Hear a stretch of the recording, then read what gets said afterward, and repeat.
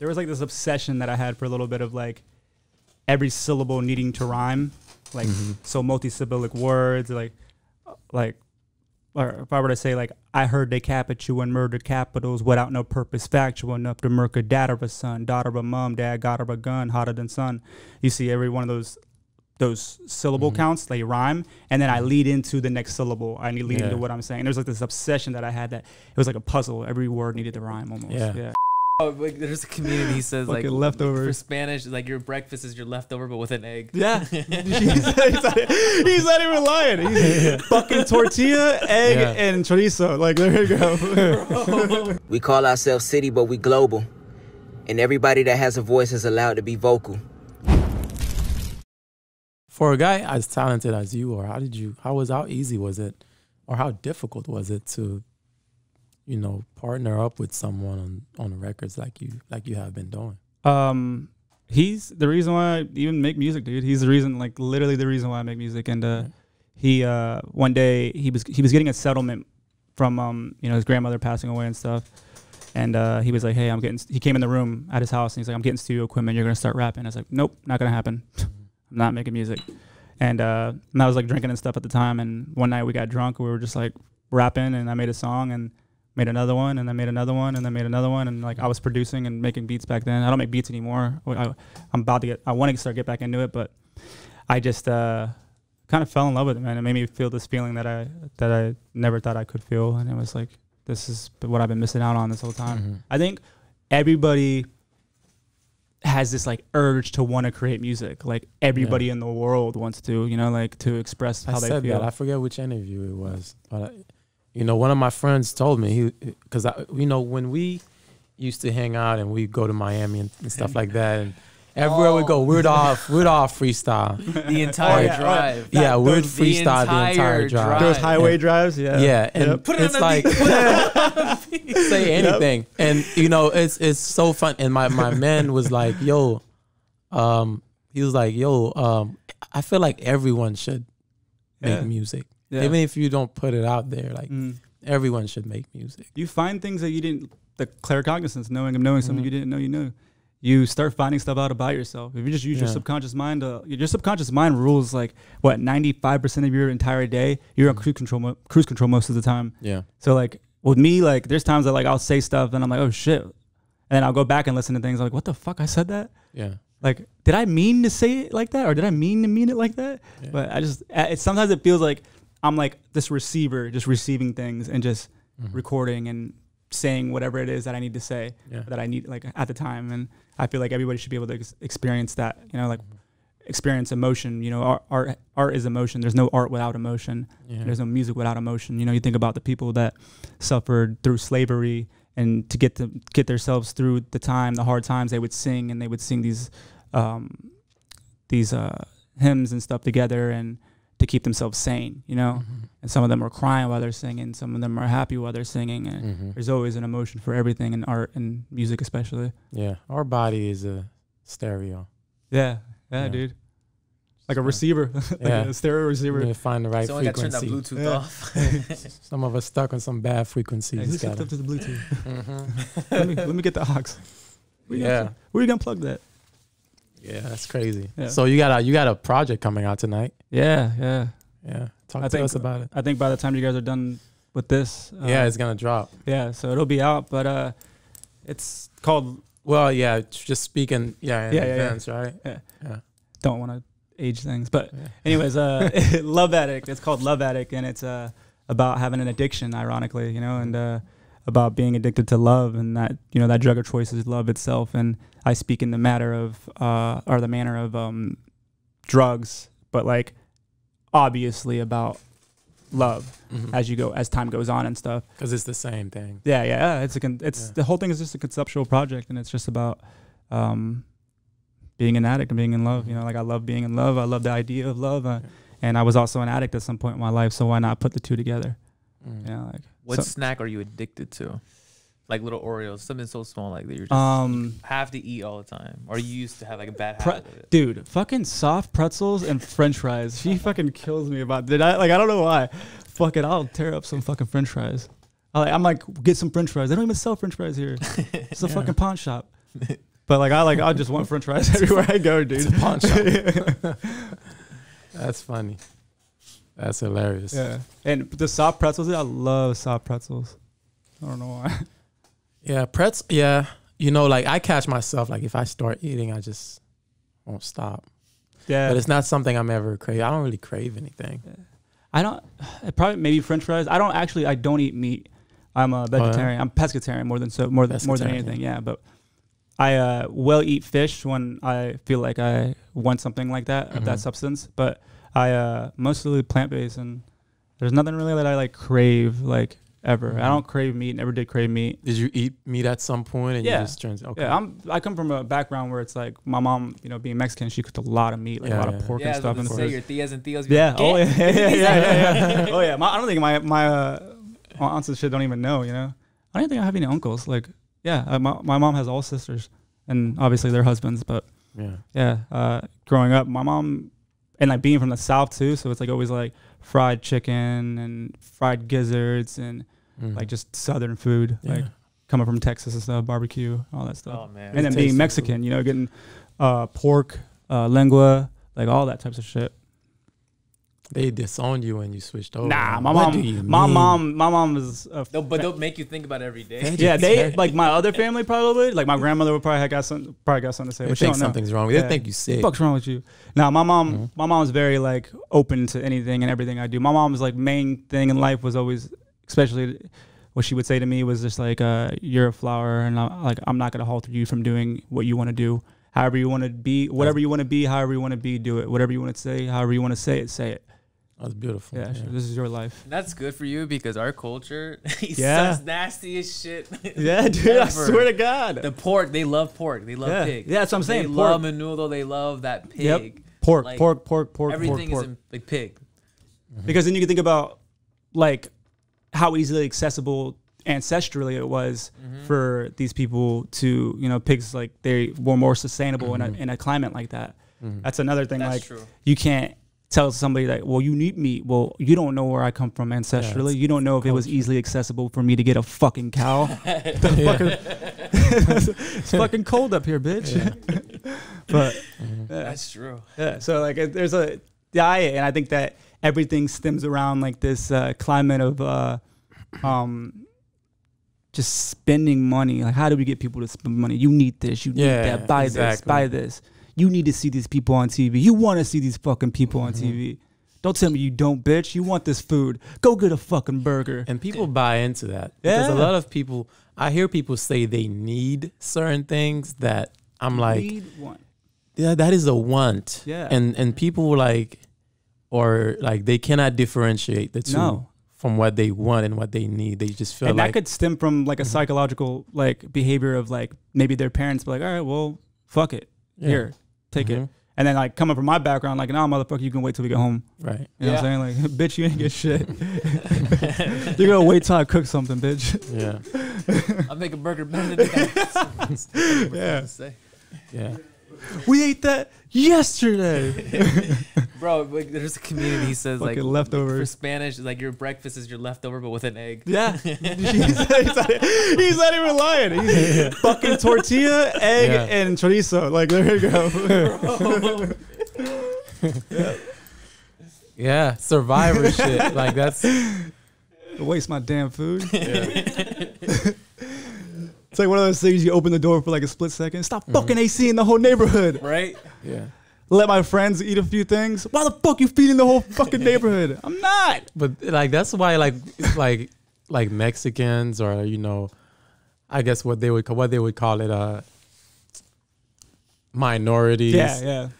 Like that's why we can feed like an entire family. So like, how do you sustain this big ass family and making I don't know, $25,000 a year or whatever? Yeah. Dang, that's true. It comes from too, like, are you Mexican? Yeah. Yeah. So you know, like, it's such a normal thing. Like, you think about in other cultures, like you got to get up, when you're 18, you got to leave. Yeah. But it's so normal in our culture for people to all live in the same house together. My grandmother still community is part of it really is. Yeah. That's it's crazy. such a normal thing, and I think maybe that's where it comes like from me. Like I never lived with any of my other family, so that's why a lot of times I don't consider them my immediate family. They are still my family. There's cousins that I have love for, but my immediate family are the people that I struggled with, and that's my mother, my father, my my grandfather was alive, my brothers. Like when they see me at our lowest, and I seen them at their lowest.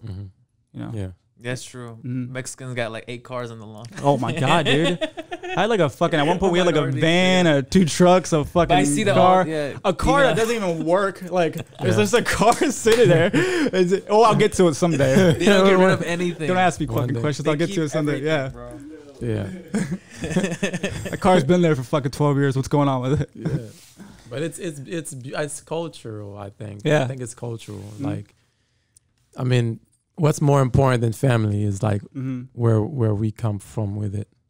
Whereas like in Western ideas, like it's frowned upon. Like if you at home with your parents past a certain age. I think for us too, it's like a protection thing. It's like when we can't go outside, or even like for you, for instance, like you couldn't go outside back in probably the 20s without feeling like you have a target on your back.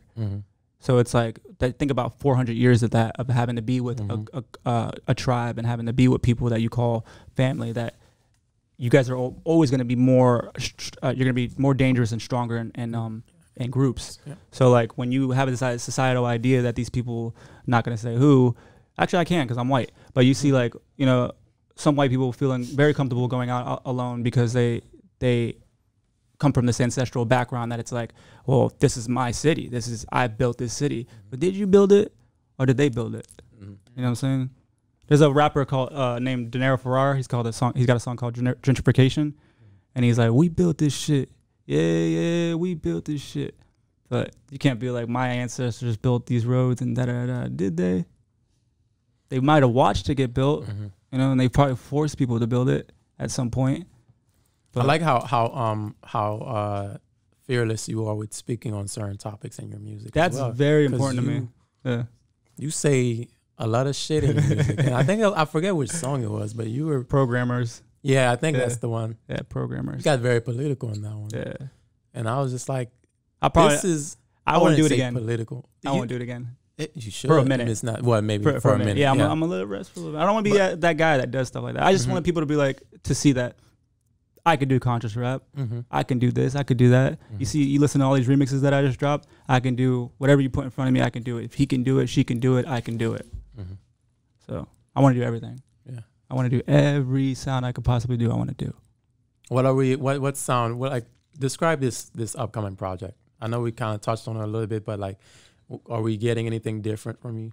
I would say so. I would say that this project is like what solidified my sound now. I think it's like what really like made me, because I had this project like that I was just building into it and I was adding to it, and it's only 5 songs right now, and it was what was like, damn, this is what I want to do. I want to make like love songs, and this is what I'm good at, and like I want to talk about being in love, and what better way to put a whole fucking project together about being addicted to so-called love. And there's sounds in there that like I think I'm doing differently, and there's sounds in there that might be new to some of you, or maybe some of you guys recognize it from maybe, say, when I'm with the Gentleman, like you recognize stuff I do, like, because when I'm with the Gentleman, I do things that I wouldn't normally do as CodyHoaks. I do it's different. I'll rap more so than anything, and I love to hear Tanner rap, or Dirty God. I love to hear Dirty God rap more than anything, because he's like one of my biggest influence in hip hop and just music in general. The guy's a fucking lyricist. He can rap his fucking ass off. Dude's a great poet too. Like, he's amazing. He's a genuinely a great artist, and like I think he takes that for granted sometimes, because he really is. Like, he doesn't think he is, but he has to know, man. He's phenomenal, and I'm just like the melody guy. I'm just the guy that does hooks. Like sometimes, but your hook is fire. Yeah, like you have the voice or the vibe that people will catch on to. Appreciate that. Like, when I hear the freestyles, it's just like I said, I was like, you can do both. Yeah. I started off rapping, man. That's true. Because I didn't even know that you were like rapping like that. you know, and I was just like, whoa. It started with like, what have we here? You know, like it's dope. there was like this obsession that I had for a little bit of like every syllable needing to rhyme, like so multi-syllabic words, like, or if I were to say like, I heard they cap at you and murdered capitals without no purpose, factual enough to murk a dad of a son, daughter of a mom, dad got her a gun, hotter than sun. You see every one of those syllable counts, they rhyme, and then I lead into the next syllable. I lead into what I'm saying. And there's like this obsession that I had that it was like a puzzle. Every word needed to rhyme almost. Yeah. So who did you study to focus on that pattern? I don't know. I think Eminem. people would probably say Eminem, but I didn't really listen to Eminem like growing up and like. Really? For No. someone who likes pain, you don't listen to Eminem? No, dude, I didn't really listen to Eminem. Like my favorite artist ever is Lil Wayne. Is one of my favorite. Lil Wayne did everything but Wayne doesn't get enough credit for that. You brought up Eminem. Royce the 5'9" is another one of my favorite artists. Okay. And that motherfucker, dude, is godly. Yeah. God tier. That song Cocaine by him. God, dude. That song is God. so fire. I used to listen to a lot of Royce the 5'9". Nasty. So good. But that's like something I Underrated can too. appreciate. Yeah. Very, very underrated. But he's the guy that like legends know he's a legend. Yeah. But he's respected. Yeah. I like even today, like I'll see Royce, like he'll like I forget all the different situations, but he'll like end beefs between with artists. Eminem and shit. Yeah. Yeah, like oh yeah, even that. Yeah, just artists that like Yeah. sees like happening. They because just send Royce to 5'9". Hey, go talk to him. because need you to he's talk to him. just so respected, and you could tell he had to be. Because I'm like, why is Royce not as recognized? Why isn't he in the topic of like? I think living in the shadow, or what most people would think living in the shadow of Eminem, but I fell in love with listening to Royce when I heard him when he was on the song Bad Meets Evil. Yeah. And I heard Royce the 5'9" come on, and I'm like, at the time I'm a kid, so I'm like, this guy Eminem is like supposed to be the greatest rapper in the world. And then when I heard Royce the 5'9" rap, I remember my brothers were playing the CD. They had the CD. I think it was a Slim Shady LP. It's Slim Shady LP, the first album that came out. Yeah. And I remember hearing 1999. Royce, and I was like, what the fuck? Like, what is this? Who's this guy? He's also used to be an alcoholic too. And so like that's like another thing that I'm like, damn, like very well respected. Like And they made an album, Bad Meets Evil. The yeah, sequel. yeah. That's the one. Yeah, like probably 10 years ago, 11 years ago. Yeah. I People remember. didn't know what I the didn't listen sequel to meant it until, that brought Yeah. people back to the Slim Shady LP. That's so sick though. That's so sick.